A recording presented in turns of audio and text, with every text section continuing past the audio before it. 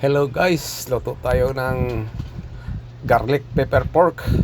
Request ng anak ko. Nakikita daw niya sa Facebook. Trending daw to, kaya halaga, luto tayo. Una, pa-fried ko muna yung garlic. Olive oil ang gamit ko guys, kasi mayroon akong olive oil. Na brown na, isi-separate ko muna. I-strain ko siya, tapos yung nakamarinate natin ng pork tenderloin guys ang ginamit ko para malambot at madali lang maluto, parang stir fry lang natin. Ayan na, nakamarinate na yan, mga 2 hours lang. Ano lang ang ilagay ko dyan, toyo lang at saka black pepper crush. Gigisa natin, medyo toyo kaya nilagyan ko, dinagdagan ko ng olive oil. Ayan na, parilin niya ng katas yan. Lumalabas yung parilin niya ng katas. Para siya nilagyan ng tubig, pero walang tubig yan. Parilin niyang katas yan, lumabas. Pinatuyo ko siya para yung marination pumapasok sa loob. Talagang pasok na pasok. Malasa ang ilalim. Pagkatapos niyan, saka ko ilagay yung mga ibang ingredients. Lagyan ko siya ng oyster sauce.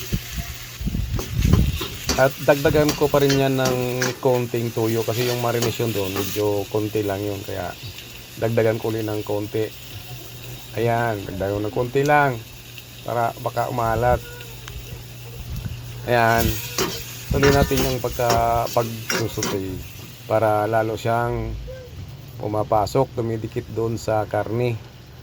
Ayan, dagdag ko ng extender, mushroom, isang lata lang na maliit. Then dagdagan ko siya ng fried garlic para naman may lasang garlic din sa pagpa kutsa-kutsa natin. Kaya nga garlic pork. At saka yun ang pang-kicker natin, pepper. Dagdagan natin ng pepper crush para may kicker siya. Okay, kutsa-kutsa pa natin. At ngayon, nagtagal ko na siya ng konting tubig. Yung tubig naman optional yan. Hindi lang yan sa ilalagay. Ito kasi madali lang lumambot dahil lumo to eh. Pork tenderloin yung ginamit ko. Pang stir fry talaga ito. Pang madali ang luto. Masarap to pag saglit lang. Malasa na kasi ito eh. Ayan. Dagdagan ko siya ng butter. Siyempre yung butter pang dagdag flavor yan, pang pasarap. And then ang isunod kong lagay dito ay pang palapot, cornstarch. Cornstarch yan guys, lari. Ngayon kumakapit na yung lasa niyan, malapot-lapot na oh. Dahil sobrang lapot, optional, dagdagan natin ng konting tubig. Oops, ito na, minamagic. Ilalagyan ko ng magic para lalabas ang lasa niya talaga. Nagdagdag ako ng guys, asukal at kalamansi. Additional flavor yan, napakasarap yan.